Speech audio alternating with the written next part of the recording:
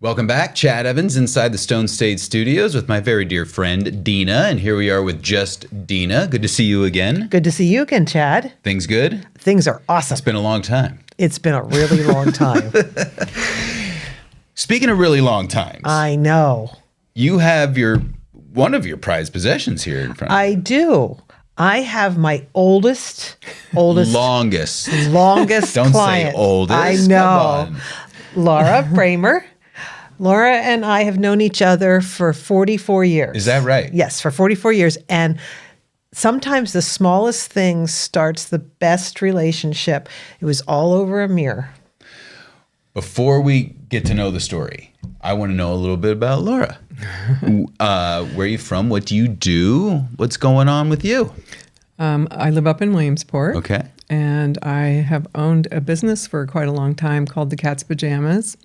I used to be in Iola. People probably remember this red dress I used to hang out on the house to let people know I was there.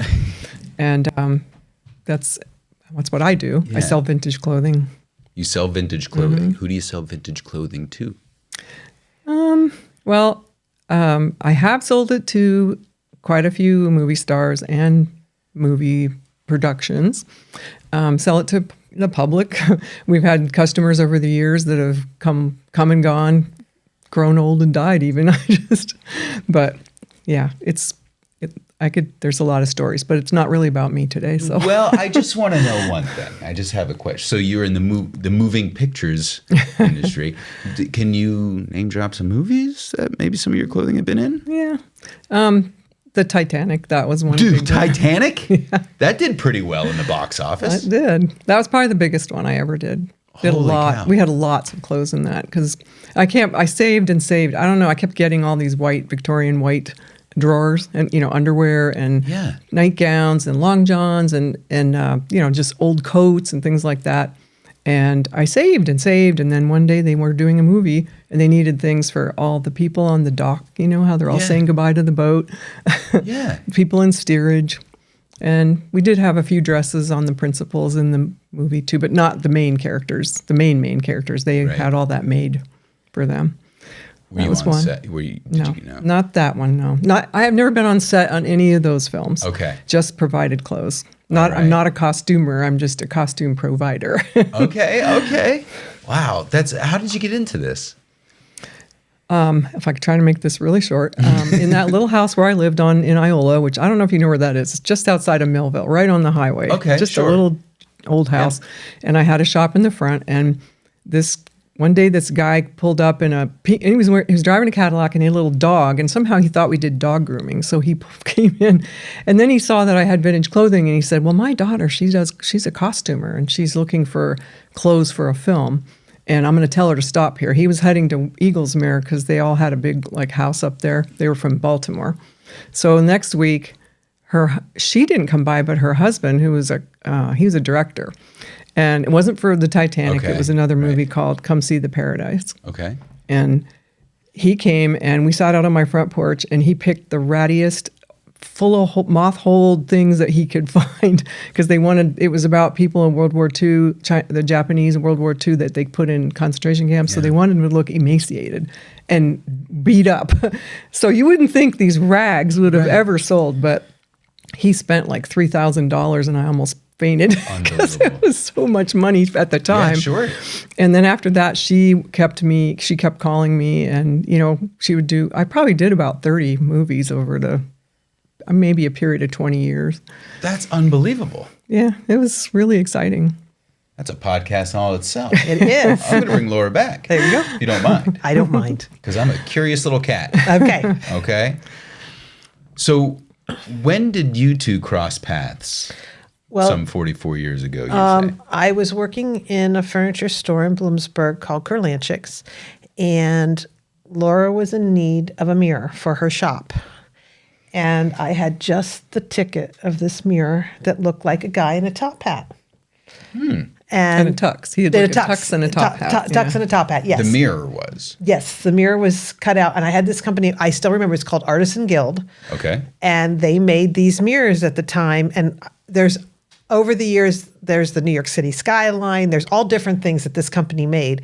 But Laura got that mirror for her shop. And I don't know how she had me do a house call, and then I helped her do some things at her shop in Iola. And the next thing I know, she's sending me clients. And she's been sending me clients ever since for 44 years. So not only is she my oldest, longest, we've become dear friends. Sure. And she's like a sister to me. And we are down, like there's people that are because of Laura and she doesn't even know them. The 6 degrees of separation down. But we continually get people from somebody that knew Laura. So that one simple transaction has turned into Yep, and we hit it off right away. Yeah. And we've been, we've been through multiple homes. And she was the first that opened me up to, I did her sister's house in Utah. Never been to Utah. Wyoming. Up to Wyoming. And I did her friend's house in Ottawa. Again, never been to Ottawa. Never been there. And between, modern technology with the WhatsApp and FaceTime and Zoom, I've been able to do, and specifically during COVID, I had done the WhatsApp thing with Ottawa before COVID. And I thought, well, I can do this. I wasn't sure, I was unsure of how that's going to go because I am such a visual person and I want to touch everything and I have to move everything. And, Laura knows if I'm coming to her house, we're moving something. Yeah. I love it. Yeah. So I just, I can't just leave it be. And so it was another transition that, kind of, wasn't forced upon me, but she's my biggest cheerleader. Why is that, Laura? So when you first met that one time, was there some kind of connection, or was this Dena lady just kind of picking up what you were putting down? Well, I have a little extra version of that. Okay, good. In my mind, how people remember things differently. Yeah. So she had, when she opened up her own shop, I don't remember the in between so much, but I remember when she opened her store, it was called Two Cousins in Bloomsburg. And I was associated with somebody who was painting, helping paint, and I was helping them paint. And she was painting the 2 rooms, avocado green and harvest gold. And all I thought was, what in the world is this girl doing? Because I couldn't imagine it. Like, she's a designer, but I didn't make in my mind because I don't have the vision she does. Right. Then she put down a plum-colored or an eggplant-colored carpet, and then it all made sense.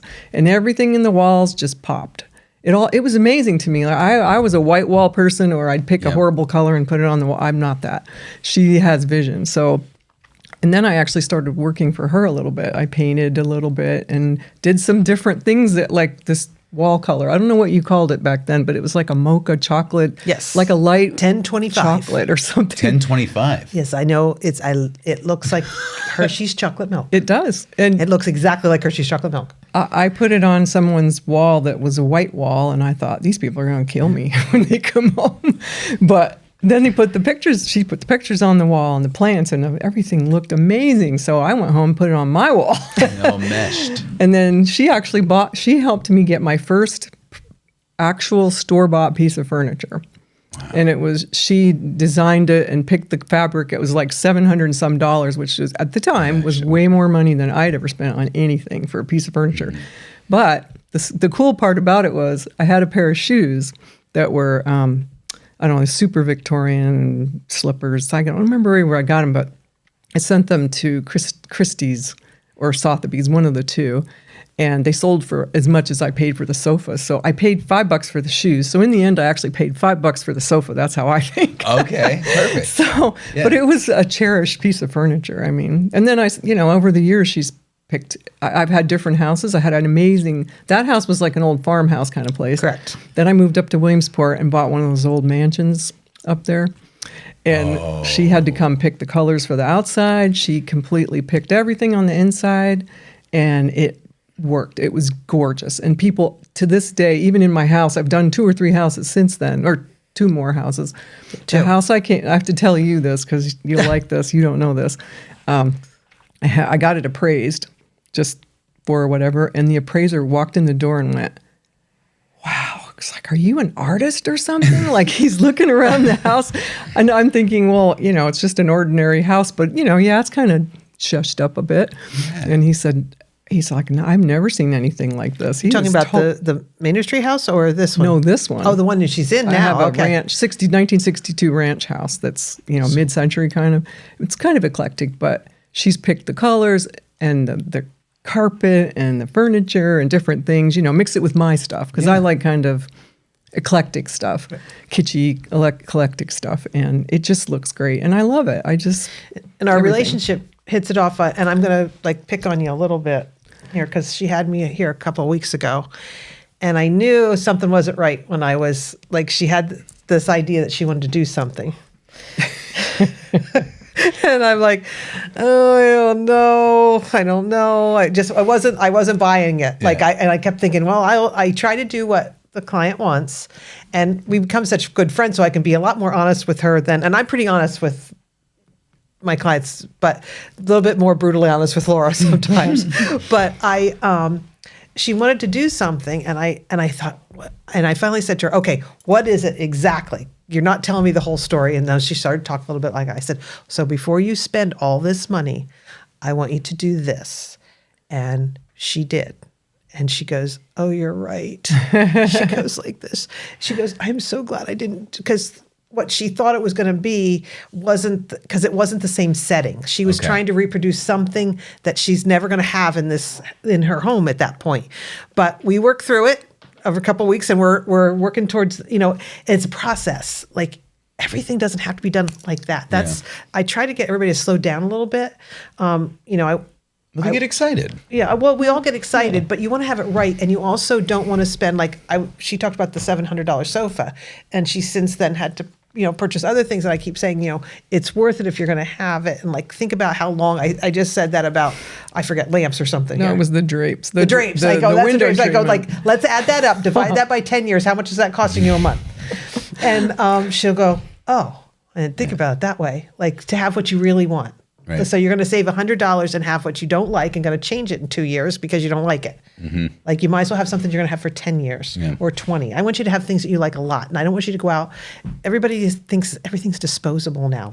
We just get new things, we'll just throw it out.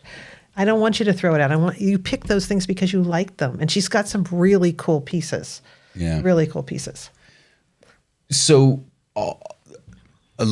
this all stemmed from that one transaction between the two of you. So how does the conversations come up with the people that or maybe customers of yours? How do those conversations come up about Dena?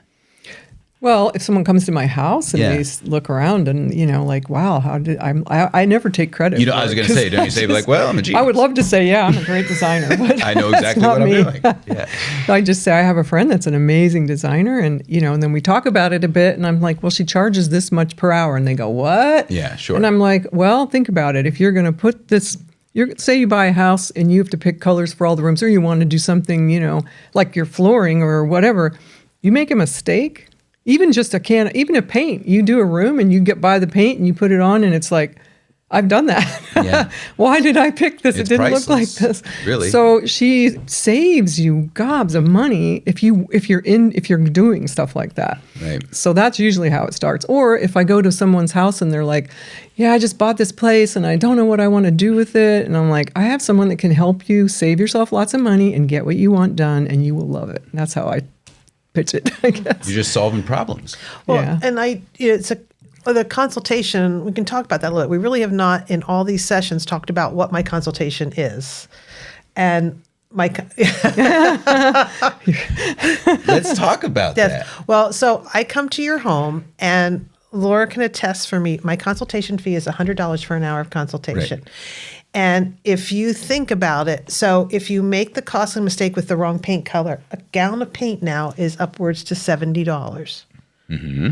I'm aware of that. You spend $70, you paint the room and you hate it. You've spent your time and you spent the paint.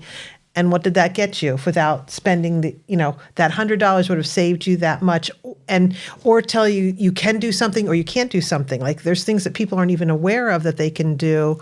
And that's what I help with. And I am very quick. I don't waste your time. There is consultations that take longer than an hour. Of course. Yes. But for the most part, an initial consultation is an hour, sometimes 2, but very seldom unless it's brand new construction. I find it invaluable. But I mean, you really. go and pay people for, you think about what you're doing. So I'm basically 2 dinners out. So, Yeah. you're eating peanut butter and jelly for 2 meals. Yeah. And that's okay. I don't know. We took the whole family out on Friday. It was more than $100. I'll tell you that. But no, what you do is invaluable. And we talk about it all the time on how, the consultation is, you take a look at the space, but it's also more about learning that customer. Learn the customer, also being a mediator between the decision-making people in the household. That I can definitely be a good buffer with that, because sometimes I agree with Laura and sometimes I don't agree with Right. Laura. And that's what it's supposed to be. Yes. And but we work it out that way, and I'm a good, they always tell me I've been noted to be Oprah, like with that, when there's, especially with a couple, that it just, like, sometimes you're not always, everybody's not always right. The female's not always right in the group most of the time, but not always. That's another podcast for me. Yes. But it's really interesting. We were talking earlier on a separate podcast about how Dena helps tell your story, which I think is really unique. She's not just talking about, putting this color paint on the wall or this type of plant or this throw rug. You help a customer tell their story throughout generations. Mm-hmm. And to me, that's a magic trick. Well, I've got the opportunity to work. Laura's sisters live out in the western part of the United States, and I've had the opportunity with both of them to do. I never met them till last year. I got to meet one sister, and it was amazing. That we had worked together and chatted on the phone and swapped pictures. And I really had never met her, but we connected from that. And it was interesting to see how she reminded me of Laura. I mean, it was just got to be part of the family. Yeah, with things. And look at that, you guys created a tight bond throughout the years. Yep.